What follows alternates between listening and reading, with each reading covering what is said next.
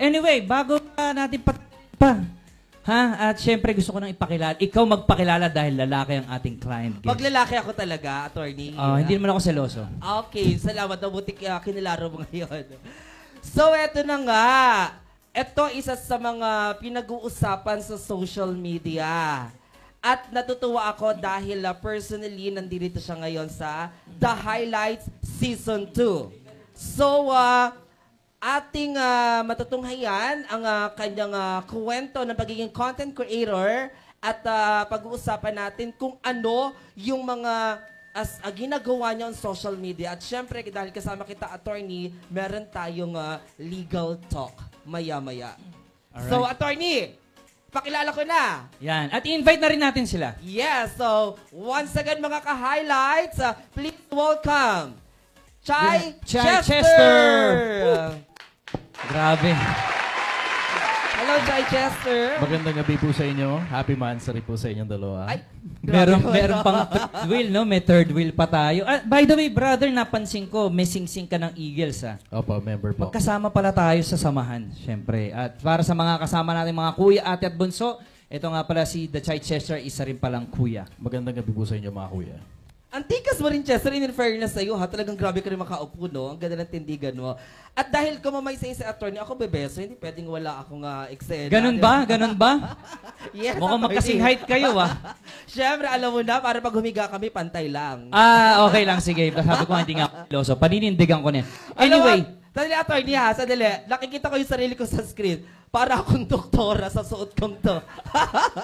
Ayaw mo, gagamot tayo ng legal problem. Ay, tama diba? ka dyan, attorney. Saktong-sakto. Pero bago natin simulan, Chai Chester, gusto muna naming magkaroon ng face reveal ngayon. Kasi maganda yung nag-uusap tayo na nakikita yung iyong itsura talaga. Tsaka nag-eye-to-eye contact, di ba? Tama. So, pwede ba na pakitanggal ang iyong eyeglasses at ang iyong cup? Gwapo, diba? Palakpakan naman natin si Chester. Pinaunlakan niya ang ating request ngayon. Gwapo, no? Gwapo, in fairness. May lahi ka bang foreigner? Ang aking tatay po ay Amerikano. Amerikano. Ang nanay mo ay? Ang nanay ko naman ay Waray. Waray. Okay, so kita mo naman. Kung magtatabi kami, lalayo na lang talaga ako. Ay, hindi naman, attorney. Ilalaban kita. Buti na lang host ako. Mas maganda lalaki ka sa akin. Buti na lang host ako dito. Kundi baka na-chapwera na ako. Anyway, sige, simulan natin. At establish muna natin. Ano ang ginagawa mo sa buhay bukod sa content creator at ano ang mga contents mo? Generally, general matters of life. Tungkol sa maraming bagay ng buhay, wala akong general na claim tungkol sa sarili ko. Bukod sa bilang isang ordinaryong taong bayan na may sariling opinion sa social media. Kasi nakulang ang lipunan sa palagay ko sa mga ordinaryong tao na magsasalita sa social media. Masyadong maraming nagsasalita sa social media na hindi dapat magsalita at yung mga dapat magsalita ay hindi dapat nagsasalita. Ngayon, para sa akin, importante na merong mga ordinaryong taong bayan na nagsasalita sa social media at yun ang sinasabi ko. Okay, so pinanood ko kasi ang ilan mo mga contents para at least alam ko kung ano yung ginagawa mo. Nakaka-inganyo ka rin talaga, in fairness sa'yo, engaging din talaga yung iyong mga ginagawa. Kailan ka ba nag-start maging content creator? 2 years ago, chamba lang po yan. Merong isang grupo ng mga kabataan na nag-e-edit ng mga video. Magtutropa lang sila, magkakaibigan lang sila. Tapos yung usual na question and answer namin, nagkikwentuhan lang kami bilang magtutropa. Tinutukan ako ng camera, in-edit yung video, in-upload sa social media, tapos yung unang video, 1.4 million views kagad. Saan? Saan mo in-upload? Sa TikTok. Facebook? TikTok. Okay, sa TikTok ka rin nag-start. TikTok. Okay. So, tinuloy-tuloy mo na since then? Mula noon, tinutuloy-tuloy ko na. Ano yung talagang ginagawa mong content? Yung original content mo? Yung mga original content ko, generally, it revolves around so many things about life. Tungkol sa pagpapamilya, tungkol sa negosyo, tungkol sa pag-iempleyado, tungkol sa religion, tungkol sa politika, and everything else in between. Okay. O, yan nga yung mga Anything napanood ko relatable ang mga mass public, Live diba? issues. Yes, May napanood ako sa kanya na kumakain ka sa isang ng street food, sa isang ambulant vendor. May kasama kang babae. Tama, pinanood ko kasi. Pero bago natin talaga talakayin, attorney, yung topic natin ngayon, syempre, kailangan talagang maimbitahan natin yung ating mga viewers na tumutok sa atin. Kaya, attorney, simulan na natin ang ating talakayan. Tara, mag-LRT na tayo dito sa The Highlights Legally. Real talk. Yan. Okay. At syempre, hot seat ka ngayon, brother. Salamat. So, ano ba na tayo? Klarihin muna natin kay Chester. Chester, ngayon, nagiging ordinaryong mamamayan muna tayo na pag-uusapan natin yung iyong mga pinagdadaanan sa buhay.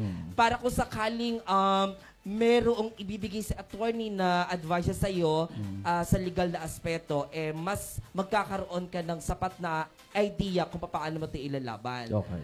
So, alamin muna natin, Chester, kung ano ba yung idudulog mo dito sa The Highlights. Yan ang pinakagusto ko. Bakit ka na parito? Marami akong death threats, attorney. Sobrang Totoo dami. ba? Sobrang dami. Ba't hindi ko alam? Sometime in the past, lalo na ng mga Sometime in the past, 2 days ago. Yeah. Grabe, mga di isa, ba? 2 buwan nakakaraan, halos ano yan, I will say 2, 3 sa isang linggo eh. Ngayon medyo humupa-hupa ng konti, mga nasa isa na lang sa isang linggo, minsan wala. Pero sobrang dami pa rin nun para sa isang ordinaryong taong bayan. Ano ba mga pwedeng gawin na legal na hakbang patungkol dun sa mga taong nagde-death threat, lalo na kung hindi lang naman talaga nila gusto yung opinion ko at wala naman akong personal na atraso sa kanila? Okay. So, himay-himayin muna natin, Chester, ha? Saan ba or kailan ba nagsimula ang death threat? Pagka nagsasalita ako sa social media, normal na may tinatamaan. Wala akong specific na tao na pinatutungkulan. Kasi ang importante sa akin, yung lesson na matututunan behind. May mga personal na grudges sa akin, yung mga taong tinatamaan, tas sila ngayon yung nagsesend sa akin ng death threat. Whether it be via PM, comments, or may personal na nagpapadala talaga ng mga sulat. Sabi mo kanina, may nasasagasaan ka sa mga ginagawa mong commentaries, right? Ano yung unang-unang commentary mo na doon na sabi natin may nasagasaan kang tao? And then, sabi mo, may death threat. Ano yun? Halo-halo na. Yung iba pamilya, yung iba religion, yung iba politika. Okay, sandali lang ha, Attorney Chester. Masyadong mainit, Oo. no? Grabe muna natin kasi kahit ako talaga nagulat. Kasi ito yung unang pagkakataon natin na talagang very interesting and serious matter talaga yung pag-uusapan. Kasi last time, yung ang pinag-usapan natin Bullying. ay ang bullying Yeah. with Family Yay Yes. na trending sa TikTok at Facebook. Oo, million views. Million views sa Million account views, ni, grabe. And still counting. Sa account ni, Ni Ay, Yuki, At saka ay ni merong Yuki. 4.1 million. Sa account ko, merong 300,000 views. Sa account ng Artista Film Productions, merong 200,000 views. Kaya nakakatuwa. Sa account ko, nanood yung pamilya ko. Kaya, isinesegue ko kasi ang dami kong nabasang comments dun sa bullying. Na Yes. talagang napakaseryosong usapin. Tama. Eto, talagang kailangan din pagbigyan ng attention kasi buhay ang pinag-uusapan Ito na yung natin. bullying. Mas mataas pa kasi Oo. buhay na yung pinagbabantaan eh. Totoo. At nakakagulat, bakit kailangan humantong sa death threat ang isang simpleng content na ginagawa ng content creator? Personally, may ilang videos ako pinanood sa'yo. And the time as I was watching it, I was inspired at that moment kasi you were telling about life issues, how to cope up with circumstances, and for me, that is encouraging. Pero bakit dumating sa punto na kailangan kang bigyan ng death threat? Ano ba yung mga nasabi mo? Marami. Sige, himay-himay natin. Example, politika muna tayo. Politika, maraming politiko yung alam niyo naman tiwali eh. Lalo na nung panahon ng pangangampanya, 'di ba? Umuulan ng pera nun sa mga content creator eh. So, ako naman, umuulan naman ako ng pagbatikas sa mga ganong klaseng politiko. Isama mo pa yung mga politiko na kinakalkal yung kaban ng bayan para sa mga personal nilang trip. Okay, let's be more specific, ha? But no name dropping. No name dropping. Baka diretso mo, last show na natin to kagad. Dahil medyo hiilin tayo dito. Oo Laro nga na eh. King Eagle ni Chester eh. At isa sa mga nabasa kong comments sa'yo, walang magmumura dahil baka hindi mo kayanin ang tension natin sa usapan ngayon. Okay. So, politika. Mainit talagang issue kapag politika ang pinasok natin. Let's be more specific. Ano ba ang nabanggit mo dun sa ginawa mong content about politics? If you can recall. Yes. Para ako nagko-cross-examine, no? Yung pinakamabigat by far, merong mga politiko na binebenta ang lupa ng Pilipinas sa China. Okay, so that's one thing. Oh, Nabanggit grabe. mo. That's deep. Yes, and it's a national issue. At Actually, wala masyadong naglalabas niya sa social media. yes, at this point, you gain my respect kasi you have concern in our country and that's really good. Pero since nagawa mo yung content na yan, nagkaroon ka ng death threat dyan sa ginawa mong content na yan. Meron ako nun. Meron ka agad. Meron. So, attorney, since nabanggit na niya na may death threat siya sa pagsasabi niya ng kanyang personal opinion about politics, meron ba siyang pwedeng isang pangkaso sa nag-death threat sa Bago kanya? tayo dumako dyan, next nating tanongin naman, about religion naman. Ano naman yung sa tingin mo na nag-trigger sa tao na para mag-threat sa'yo? Pero attorney, saglit lang ha. Para talagang mahimay-himay natin, Yes. ibigyan muna natin ng kalinawan yung pwedeng isampa niyang reklamo dun sa issue, ayun, dun sa death threat dahil nagbigay nga siya ng pananaw niya about politics. Saka tayo mag-jump sa religion para talagang mahimay-himay natin. Di ba, attorney? Well, actually, So, parang sinusukat mo ngayon ng expertise ni attorney. Nakakaloka to. Kaya pala controversial ka eh. Inimbitahan niyo ako dito Oo. buti na lang magkaibigan tayo. Buti na lang din kasama kita sa Eagles. Anyway, ang batas kasi na sumasakop dyan sa nangyaring pananakot sa'yo ay under revised penal code. Ito yung grave threat na tinatawag. Na kung saan ay magkukos ng harm o lalo na doon sa life mo. Okay, pag sinabi natin magkukos ng harm, ito yung severe harm. Na up to the point na eventually pwede kang ikamatay or ikasawi mo. Yun. So, grave threat. Grave threat. Oo. So, yun ang una niya pwede ikaso sa nagbigay sa kanya ng tawag doon, threat. Di ba? Yes. At saka ito ay in relation sa cybercrime law or yung RA 10175. Kasi bakit in relation sa cybercrime law? Kasi nangyari yung pagbabanta through the online platform. Sa online platform. So, at least, under pa rin siya ng Revised Penal Code in relation, yes. to Cybercrime law o yung RA 10175. RA 10175. O, tandaan mo na. Para may ibabato ka sa kanila ngayon. Hindi niya na kinakailan tandaan yan. Magbe-message yan Andyan si sa Atty. akin. Ako na kagad yan. Si Kaya Atty. na naman- ang bahala sa akin. Kaya naman pala ang lakas ng loob mo na magbigay ng mga ideas mo on social media. Okay. So malinaw na, meron na tayong isa na pwede kang isampa. Ang tanong ko naman, meron ka bang talagang irereklamo sa grave threat na yan? Kasi since nagsimula na nagbigay ka na sa amin example about politics, threat na binigay sa'yo. So, kilala mo ba yung nagtangka sa buhay mo? Merong iba na personal na account nila yung gamit. Personal Na account. account yung gamit. Matapang, Oh my matapang. So as in, matapang talaga, matapang. Ang isa sa mga kinakatapang nila, wala kasi sila dito sa bansa. Okay, so since nabanggit mo na personal account, ano ba yung mga sinabi? Ano yung mga binitawan salita? Maniwala ka, hindi lapat sa TV. Mamaya papakita ko sa inyo. Papakita ko sa inyo. O sige, next naman tayo. About naman doon sa religion. Yung sinasabi mo na, sabihin, ganito na lang, para sa ating mga viewers, ano yung topic when it comes to religion or Bible verse or quotes na nung nag-comment ka ay meron kang na-offend na believer ng religion? Yes, tapos mayroon ding banta sa buhay mo na ginawa. Oo. Meron din, religion. Religion. So, okay ako ng mga Kagaya ganyan. ng ano yung pinag-usapan nyo nun? Or anong diniscuss mo?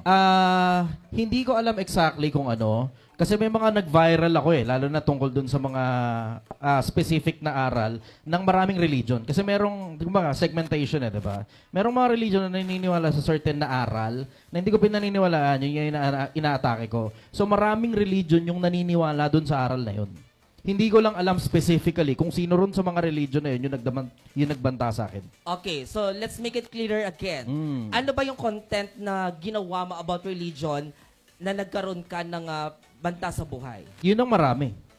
Regular Sige nga, sa akin yung sa isang pagla-live ko yun. famous or yung favorite yung line mo na lang. pinaka-ano. Yung gusto mo Isa sa mga i-discuss. pinaka-famous talaga na as in talagang meron na talagang mga content creator na namatay dahil dito.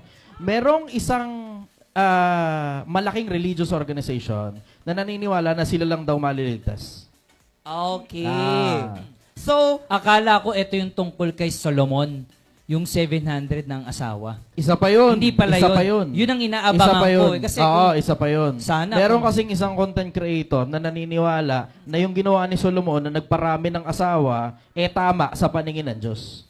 So, So, ngayon, ginaya nung niya. binanatan ko ngayon yun, yung mga followers, hindi naman siya, yung mga followers niya nagde-death threat sa akin. Na naniniwala doon. Oo, at karamihan, puro bata. Yun ang nagde-death threat, bata. sandali lang. Binanggit mo na puro bata.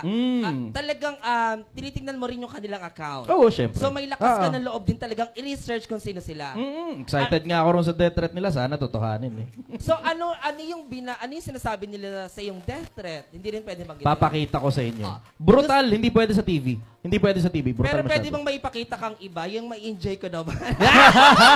Parang iba yan ah. Kasi sa totoo lang, Italigod ang mga camera.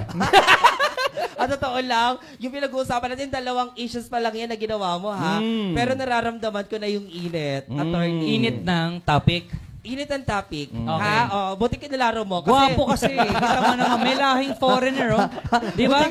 Muntikan ko na rin mabitawan, attorney. Buti na lang inunahan mo. Buti na lang talaga. At syempre, panghuling, yung about family na binigyan mo ng magandang commentary at the same time, which resulted na magkakaroon ka pala ng death threat. Ang dami niyan. Sige, yung isa Yan lang ang ulit. isa Isa sa lang. mga pinakamarami. Dun sa konsepto kasi ng OFW, di ba? So maraming OFW nanonood sa inyo dito. Yes. Ang pinaka-common na konsepto, na misconception ng tungkol sa pagpapamilya pagdating sa OFW. Yung mga OFW mag-a-abroad, lahat ng pera nila papadala nila dito, tapos lahat ng mga nandito sa Pilipinas, madalas hindi na nagtatrabaho, maasa na sa OFW. So ngayon, pag binibirahan ko ngayon yun, yung mga OFW, nahihimas-masan, tinitigil ang pagpapadala doon sa mga tamad dito sa Pilipinas. Pag tinigil ngayon nila, syempre, ito ng mga nandito sa Pilipinas, magiging desperado dahil wala na nagpapadala sa kanila ng pera eh. So Okay. sila yung magagalit sa'yo, Oo. yung umaasa. Yun ngayon yung nagde-death threat kasi yung iba sa kanila, hinihiwalayan ng mga asawa nila. Okay, get the point. So, you are an effective content creator kasi habang pinapanood ka nila, nai-enlighten mo sila kung ano yung dapat nilang gawin na i-apply sa buhay para maiwasan kung ano man yung magiging problema nila in the near future. So, nagigets ko na kung bakit nagkakaroon ng reklamo or kung bakit nagagalit sila sa'yo. Okay, attorney, ibalik muna natin ang usapin ng batas bago natin dagdagan kasi medyo umiinit talaga ang pakiramdam dito sa studio. So, Well, kanina galing tayo sa grave threat, revised penal code, pakibanggit mo ulit. Revised Penal Code and in relation to cybercrime. Anti-cybercrime law. Okay, anti-cybercrime law. So, since nabanggit na natin or naikwento na ni Chester yung ilang mga pagbabanta sa kanya, may iba pa bang align na batas na pwedeng idagdag sa reklamo ni Chester? Well, collectively, iisa lang talaga yung batas na tatamaan dahil nga mayroon tayong threat or grave threats. Yan yung talagang batas na exact, perfectly fit doon sa issue na inilapit niya sa atin. So isang batas lang ang magpuprotekta kay Chester. Oo, yan yun. Actually, hindi lang isang batas. Yun yung exact, maraming batas Okay. na po pwede. Pero, para sa akin, in my own legal opinion, ito yung perfectly fit sa issue na nilapit niya. Kasi meron pang batas na po pwedeng masakop. Kung hindi man pumasok sa grave threat, po pwede rin yung unjust vexation. Okay, and just Pwede rin yung cyber libel. Okay. So marami yan, marami. Pero again, dito sa issue na to, etong tugmang-tugma dahil may pagbabanta sa buhay, grave threat talaga. In relation to anti-cybercrime law Okay. or RA 10175. In relation to anti-cybercrime law, kasi on Yes. social media siya Nangyari. inaatake. Yes. Meron bang personal na pagbabantang nangyari sa'yo? Yung mga personal, feeling ko. I highly doubt na may mangyayaring personal. Alam mo kung bakit? Duda ako. Masasalubong ko to sa kalsada, bukod sa gwapo, yung angas ng forma eh. 'Di ba? Ang dami pang mga singsing. Pag sinapak ka niyan, talagang baka bumakat pa sa mukha eh. So far, sa personal, wala pa lumilitaw sa akin sa personal para pagbantaan ako ng Huwag mo harapan. naman ding hintayin, Wala. 'di ba? Oo Ang meron, papel, pinadala via Lalamove.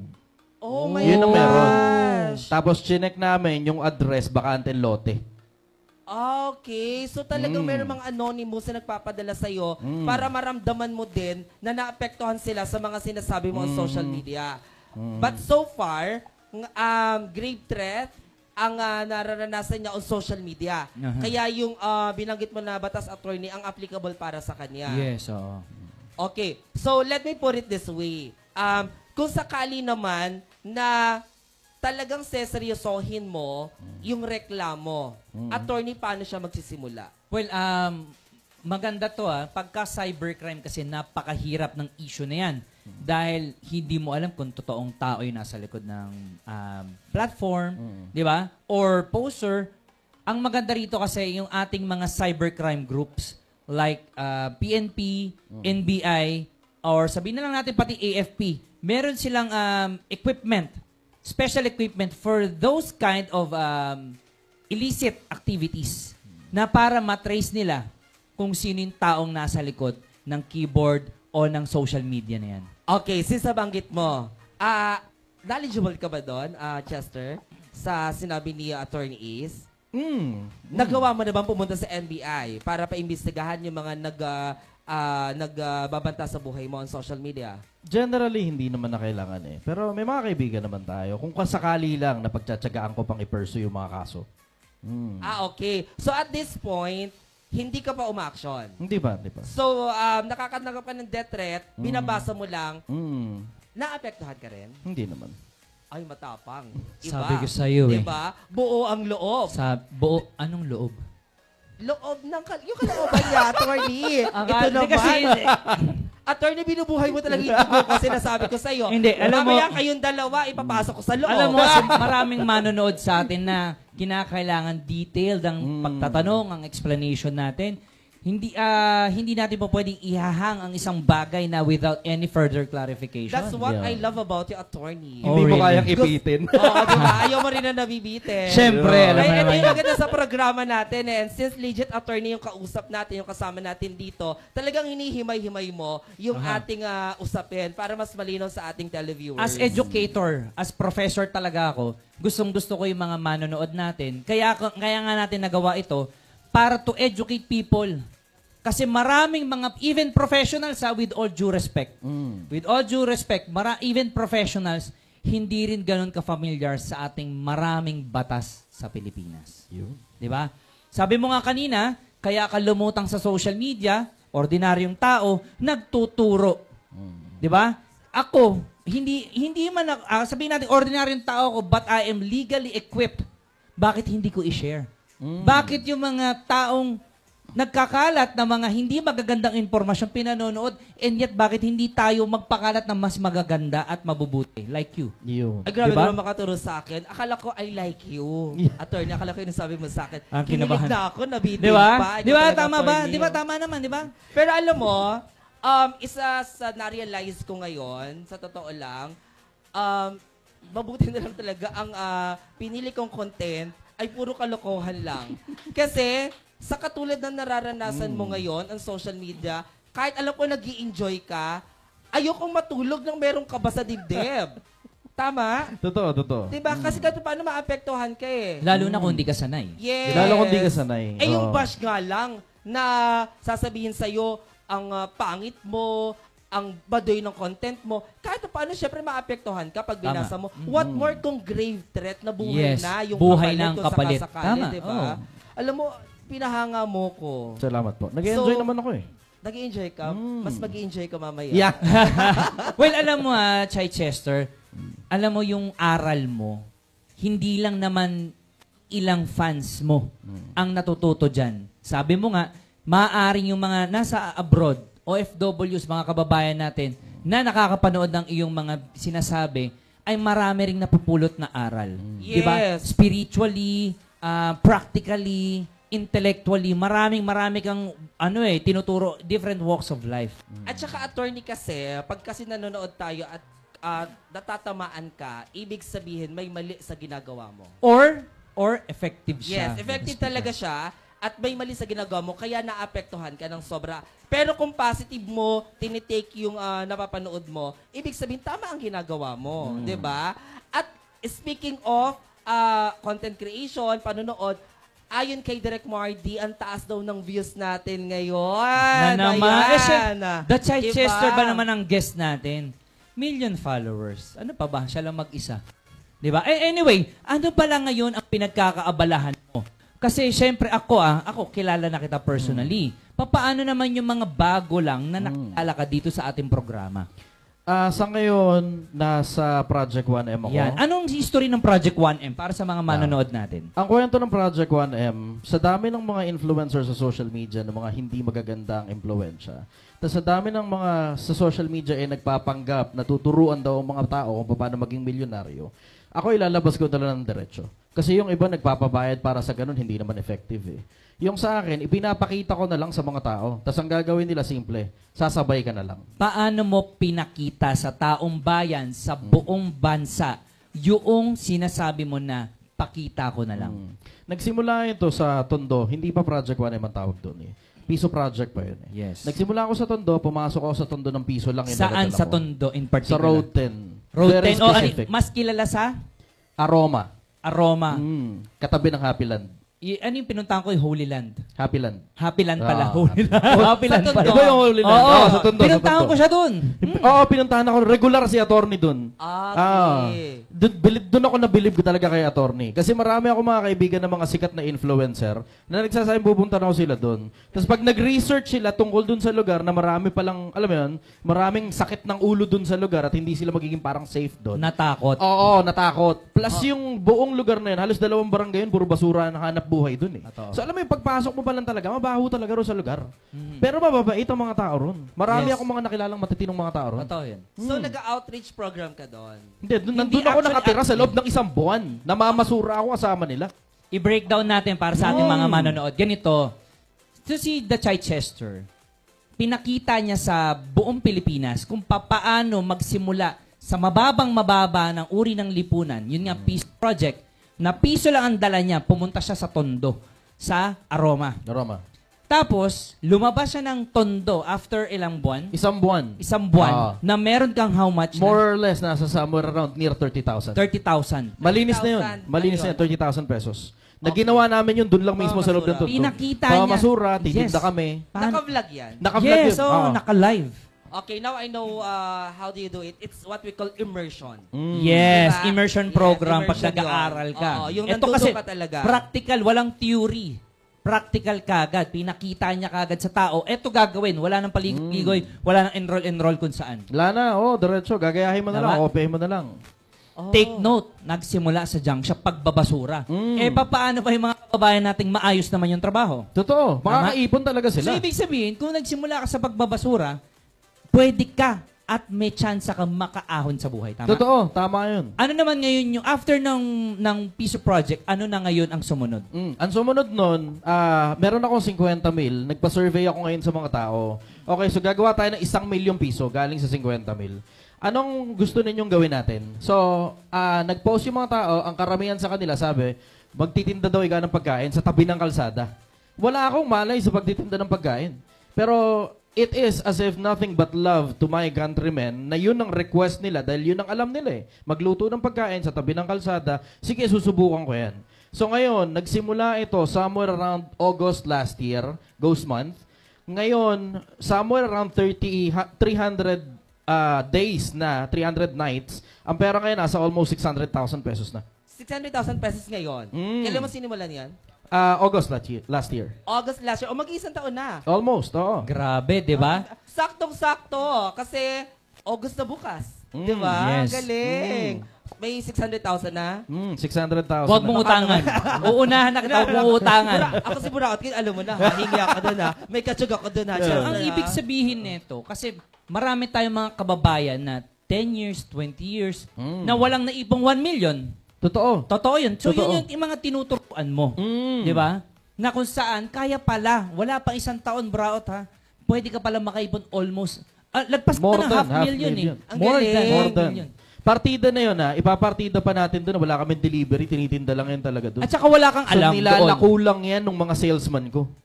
Meron kaming pwesto, tapos yung mga salesman ko, sila yung nakikipag-usap doon sa mga nasa kalsada para kumain doon sa tindahan. Pero hindi naman siya social experiment. Pwede mo na rin sabihin social experiment yun eh. Pwede na rin siyang social experiment. Pero Kasi generally, mga practical talaga Oo. siya. Kasi literal na ako mismo mano-mano. Well, Social experiment siya in a way na hindi mo sinusubukan yung tao na alamin kung effective ba yung ginagawa mo na may camera. Ginagawa mo to kasi gusto mo at meron ka talaga objective na makatulong.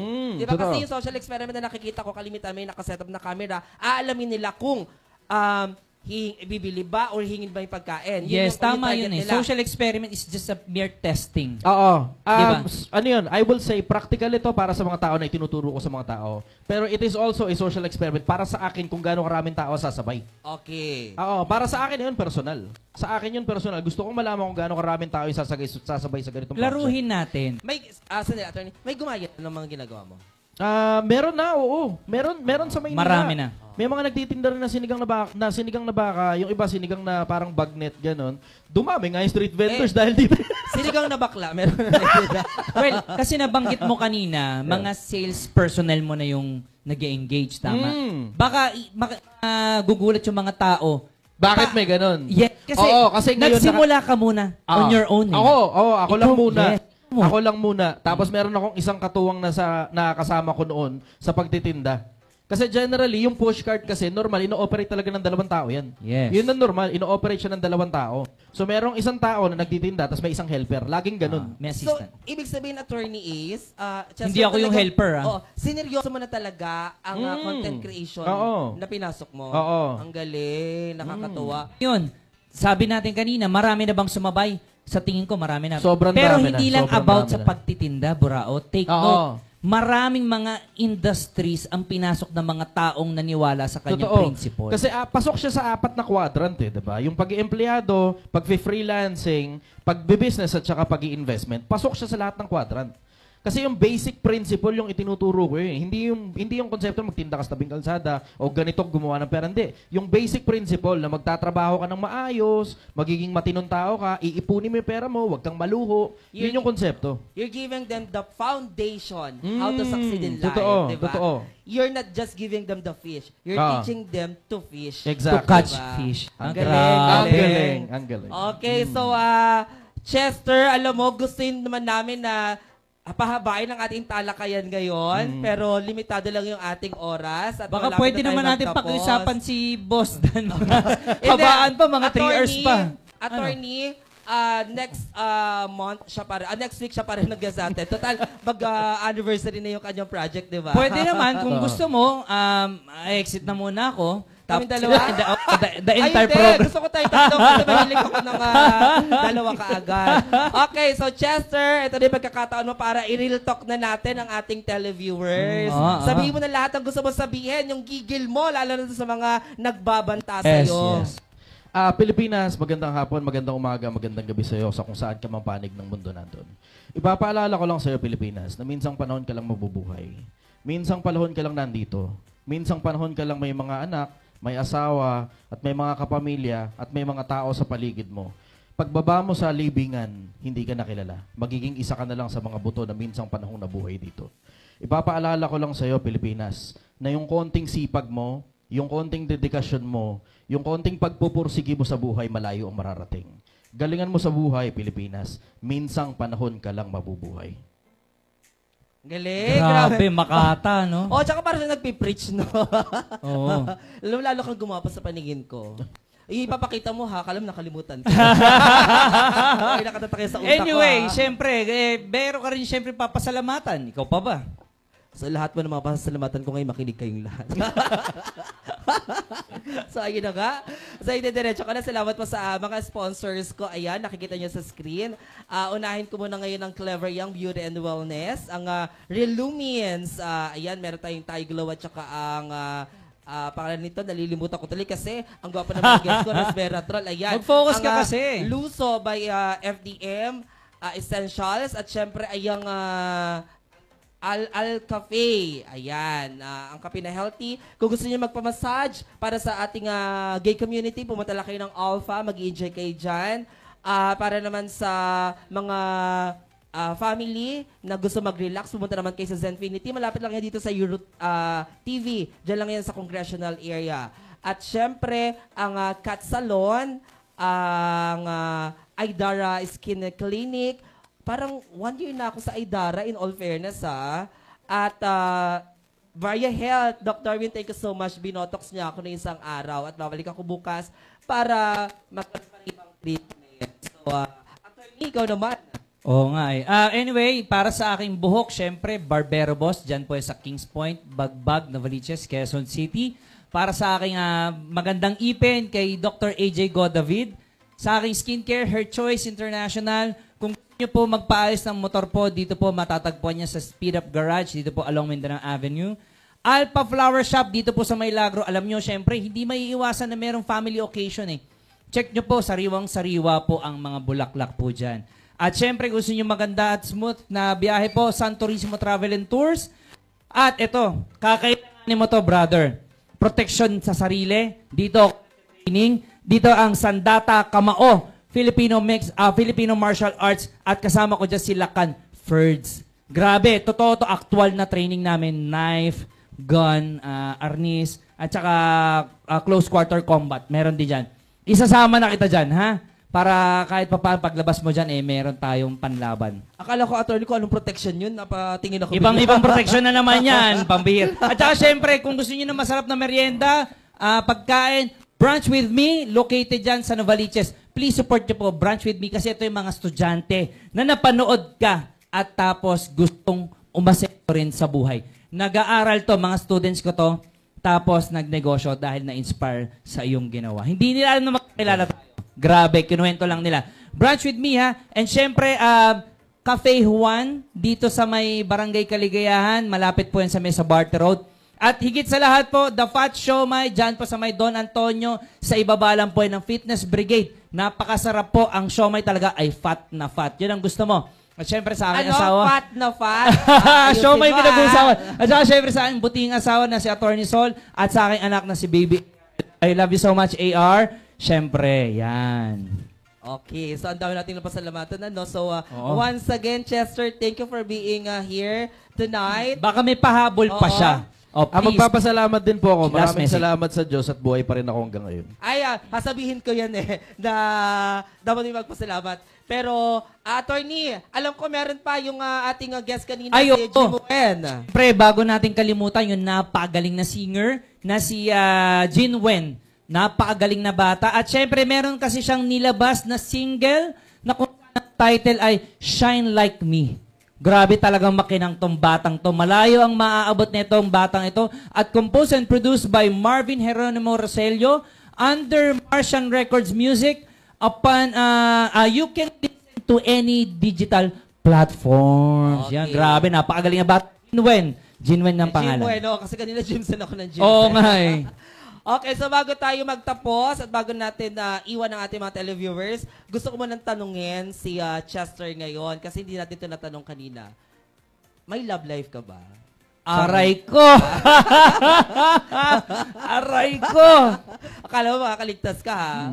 Meron. So, nandito ang partner mo? Sa ngayon, wala po. Aray ko!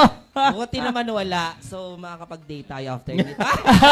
At syempre pala, bago ang kalimutan, mga ko, mapapanood nyo nga pala po kami dito sa Euro TV Philippines and you can simultaneously cast dito sa Sky Cable Channel 217 and Signal TV 106 and also dito sa Pinoy Extreme and also out din po kami sa YouTube channel. Ayan. At syempre, sigurado isi-share ang ating live ni Chester. Chester, Okay, yeah. Chester? Maraming nanonood sa page ko ngayon. Wow, Magandang naman. gabi sa inyo. Hello. Salamat po. Supportahan nyo rin po lagi ang the highlights dito sa Euro At saka TV. syempre i-follow nyo na rin yung page ni Buraot Queen and Alam mo, Attorney, I love you talaga kasi talagang pinupush mo ako sabihin na hindi ko na nga sinasabi. hindi, syempre kasama yan. Syempre, kung gusto nyo free legal consultation, you can check my Facebook page at Attorney Ace Randall V. Horado. Yeah, Yan. so, Chester, bago natin iwan natin mga televiewers, sabay ka sa atin sa pabanggit na ating show ngayon, yung pangalan Sige. ng show. Okay. So, Attorney, sa lahat po na nanonood ngayon, maraming salamat sa pagtangkilik ng ating show at magkikita-kita muli tayo sa susunod na Webes, August na yon at panibagong buwan para sa programa natin. So muli, ako ang nag-iisang pinakaburao sa social media at ito ang The Highlights! I love you, AR! I love you, Mami!